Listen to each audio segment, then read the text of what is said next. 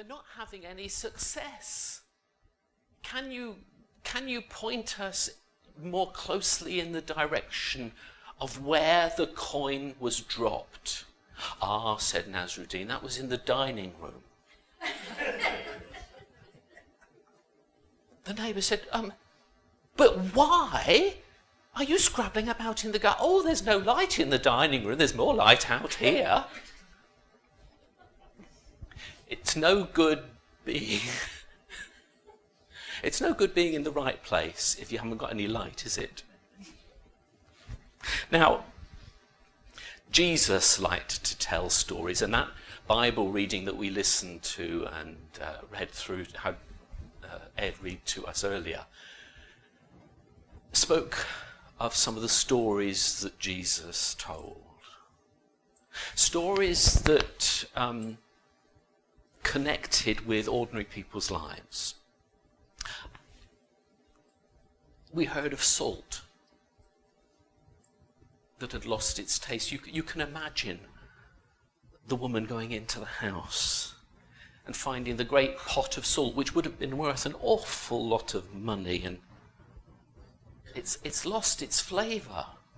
It's no good. It won't work in the food anymore. And Jesus says it's not worth anything anymore but to be thrown out. And your imagination begins to engage with the story. And then he talks about light. And he says, no one takes a light and then sticks a barrel on top of it. And your imagination already begins to work. You can see that candle or that oil lamp covered with a barrel, and actually what it does is extinguish the light. Jesus says, no, that's not what we do. We take the lamp and we put it on a lampstand so that the light shines out for all to see. And it just made me start to think, what is it that light really does for us? Last night, my wife, she got up in the middle of the night because she'd drunk her glass of water and she wanted another glass of water. So she stumbled downstairs, and she didn't switch the light on because she didn't want to disturb me. And she said to me, of course she did disturb me. So I got up and said, "Are you there?" She said, "But I'm downstairs." And then the light went on. The light helps us to see what things are like around us. In the darkness, we stumble and we fall. But the light helps us to see what is there. And if you just take that thought a little bit further, light, not just the physical light, but light in all its different concepts. Light helps us to see the world as it really is. Hey, do I really, really want to see the world as it really is? Just think about that. Do I really want to see the world as it really is? Do I really want to see families plunged more and more into poverty because their benefits get sanctioned? Do I really want to see governments that act corruptly? Do I really want to see all those horrible, negative things about life, the aggression that lies behind what we've seen happening in Syria? Do I really, really want to see a world that when the light shines on it seems so rotten, so distorted, so out of kilter? Do I really want to see a world like that? But then I think, actually, when I do look at the world, and when the light really shines on the world, it's not just those negative things that I see. I see very quietly people caring for other people. I see people with very little supporting other people with very little. I see men and women helping others to come together and reconcile their differences. I begin to see people healing the hurts in other people's lives.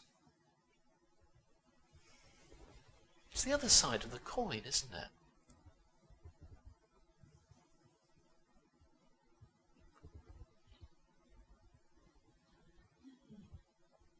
Jesus,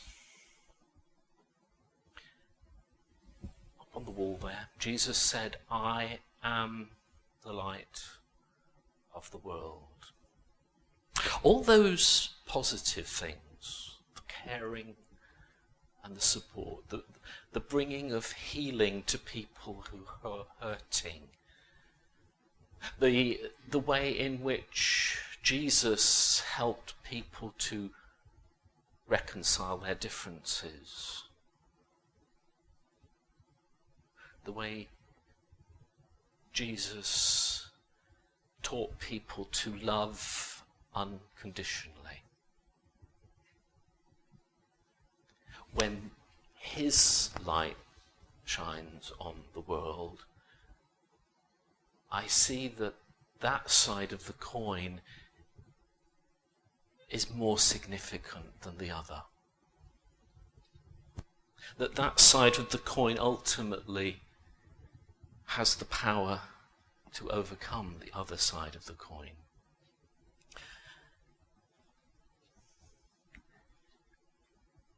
In a very real sense, Jesus made sense of God to people for whom the word God had come to mean very little.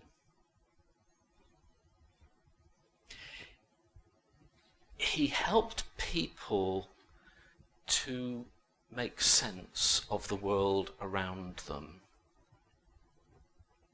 And he helped them to see that ultimately the light that makes the world around us real, the light that makes the world around us clear and understandable, is nothing less than the light of love, of God's love.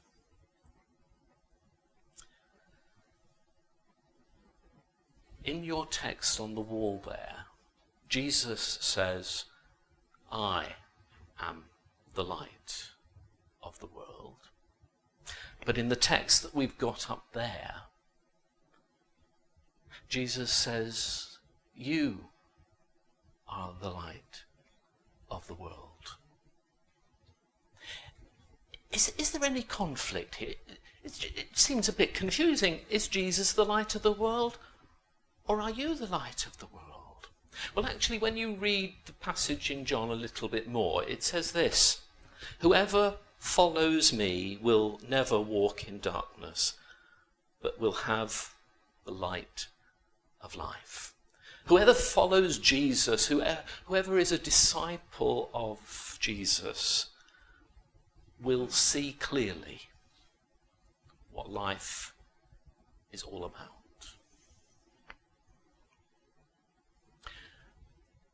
Those who choose to be followers of Jesus, those who embrace his values, the values of care and support, the values of healing and reconciliation, those who choose to be a disciple of Jesus in that way,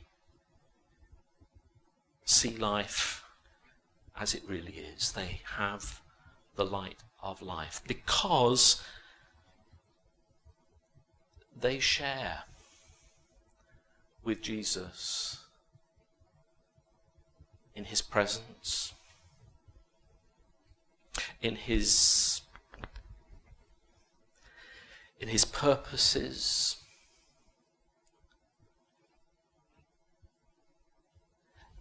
and something of Jesus rubs off on them. That Jesus, who is the light of the world, lives in them and works out through them. If Jesus is the light of the world, then so are we. Pushing back the darkness. Pushing back the darkness and revealing the world as it really is. A place where love